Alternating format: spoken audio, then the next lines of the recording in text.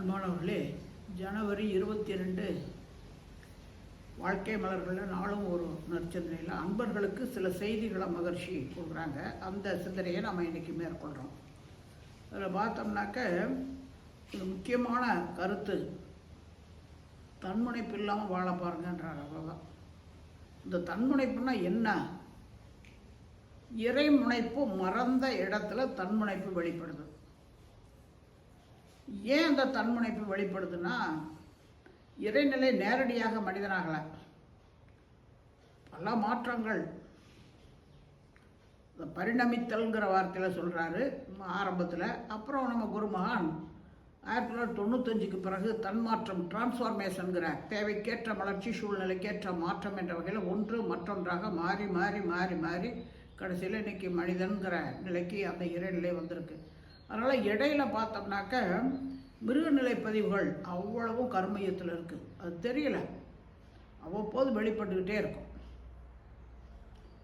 அப்போ அந்த இடத்துல தான் தன்முனைப்பு வெளிப்படுது. இல்லைன்னா மிருகங்கள் வரைக்கும் சிந்தனை ஆற்றல் கிடையாது.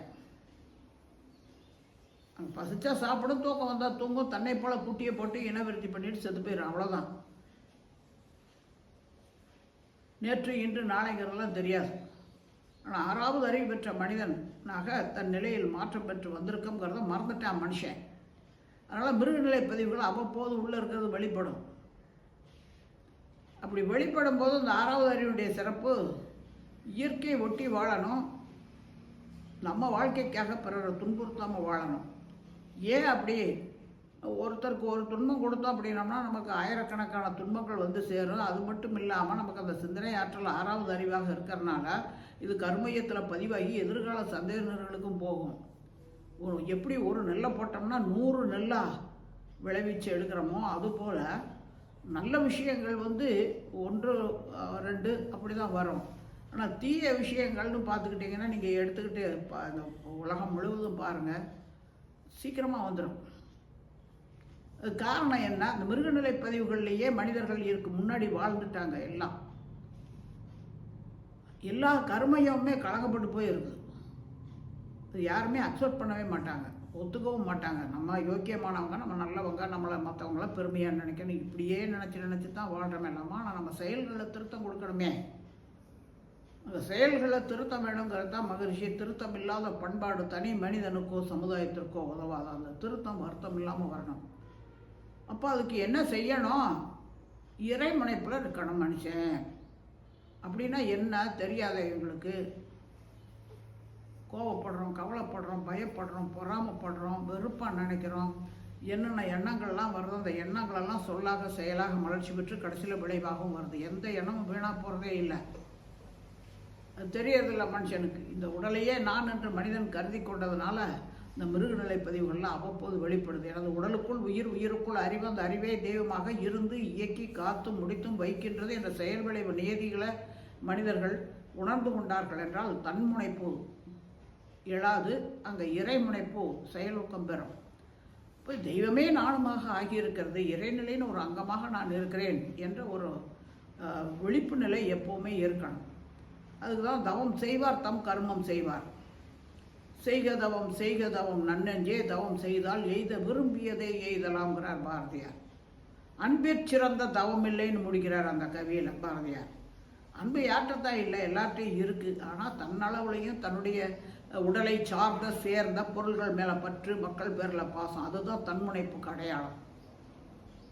ஏன்னா அங்கே மிருகநிலையில் அப்படி தான் இருந்தது. அந்த பதிவுகள் பூரா இப்போ மனிதனிலையும் அவ்வப்போது வெளிப்படும் போது அந்த நிலையிலேயே வாழ்கிறான். அப்போ பிறருடைய உணர்வுகளை மதிக்க தெரியறதில்லை. பிறவுயிர் உணர்தலாக பெற்றிடும் சுகதுக்க அளவினை உறவு கொண்டு உள்ளத்தால் யூகித்து உணர்ந்து உதவிடும் திருப்பும் முதல் உலகில் தோன்றிய நாள் அறம் தோன்றிற்றுங்கிறார் நம்ம குருமகான். குற்றமற்ற வாழ்க்கை, மனசாட்சிக்கு உறுத்தல் இல்லாமல் வாழ பழகணும். கர்மையும் களங்கமாக இருக்குங்கிறத முதல்ல ஒவ்வொருத்தரும் உணர்ந்து கொள்ளணுங்கிறார் மகரிஷி. அப்போ சரி, களங்கமாக இருக்குனாக்கா இப்போ நம்ம துணி ஆடைகளை உடுக்கிறோம், ஒரு நாள் உடுக்கலாம், 2 நாள் உடுக்கிறோம், அப்புறம் என்னன்றோம், அழுக்காக போயிடுச்சின்னு உடனே அதை துவைக்கிறதுக்கு போடுறோம், துவைச்சி சுத்தம் பண்ணிவிட்டு அப்புறம் காய போட்டு எடுத்து அயன் பண்ணி உடுத்துக்கிறோம். அது மாதிரி ஏற்கனவே பல பிறவிகளில் செஞ்சது பிராரப்த கர்ம வினைகளில் அவ்வளவு களங்கமாக இருக்குன்னா அந்த களங்கத்தை போக்கிக் கொள்றதுக்கான முயற்சி வேணும். அந்த முயற்சி யார் மூலமாக? குரு இல்லாத சிற்றை பலிதமாகாது. உணர்ந்தவர்கள் மற்றவர்களுக்கு உணர்த்த முடியும். அந்த வகையில் தான் நம்ம இறைமுனைப்புக்கு போகணும்னா இறை உணர்வாளர்களால் தான் அந்த இறை நிலை உணர்வை பெற வைக்க முடியும். இப்போ அந்த வகையில் குரு யாருனாக்கா குரு சாட்சாத் பரபரமம் தஸ்மை ஸ்ரீ உறவே நமகங்கிறாங்க. அப்போது இறைநிலையே குருவாக வந்திருக்கு அப்படிங்கிற முறையில் வரும்போது குரு மூலமாக நம்ம தியானத்தில் ஆழ்ந்து போக போக போக இறைநிலையே நானுமாக ஆகியிருக்கிறது அப்படிங்கிற அந்த உணர்வு நிலை ஒரு நாள் பெறும்போது தான் அந்த தன்முனைப்பு நீங்கி இறைமுனைப்பு வெளிப்பட தொடங்கும். அந்த இறைமுனைப்பு வெளிப்படும் போது எப்படி இருக்கும்னாக்கா எல்லாமே இன்பமயம். பிறந்துட்டோம், சாகிற வரைக்கும் வாழ்ந்தாகணும். நமக்கு கிடைச்சிருக்கிறத வச்சு மன நிறைவோடு வாழணும். அப்படி வாழும்போது இனி பழி புரியாத தகமையும் ஏற்கனவே செய்த பழிச்செயல் பதிவுடைய விளைவுகள் உடல் நோயாக மனக்குழப்பமாக வெளிப்படும் போது அதை எதிர்கொள்ளக்கூடிய திறனையை வளர்த்து கொண்டோம்னா இருக்கக்கூடிய மிச்சப்பட்ட நாட்களில் நம்ம இந்த இனிமையான வாழ்க்கையை வாழ முடியும். மற்றவர்களுக்கே ஒரு எடுத்துக்காட்டாகவும் நம்ம வாழ முடியும். அப்படிங்கிறது தான் இன்றைக்கு சொல்கிறார் மகரிஷி. இனி பழி புரியாமல் இருக்கிறதுக்கு பாருங்கள். அப்போ நமக்கு சஞ்சித கர்ம வினை பிராரப்த கர்ம வினையில் அவ்வப்போது வெளிப்படுதே, அதை வச்சுத்தானே நம்ம ஆக்காமிய கர்ம வினையே செயலூக்கமாகுது. இப்போ இந்த உண்மைகளை உணர்ந்துட்டோம், இறைநிலையுடைய ஒரு அங்கமாக நாம் இருக்கோம். அப்படிங்கும்போது யாருக்கும் துன்பம் கொடுக்கக்கூடாது. நம்முடைய எண்ணம் சொல் செயலால் துன்பப்படுறவங்களுக்கு நம்மளால் முடிஞ்ச அளவுக்கு உதவணுங்கிற அந்த எண்ணெய் எழுச்சி அதுதான் இறைமுனைப்புங்கிறது.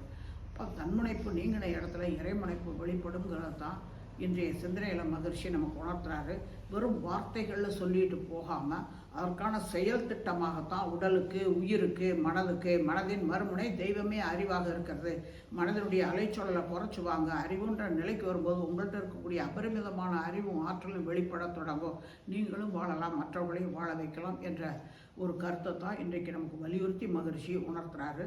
மேலும் சிந்திப்போம், தெளிவு வரும்.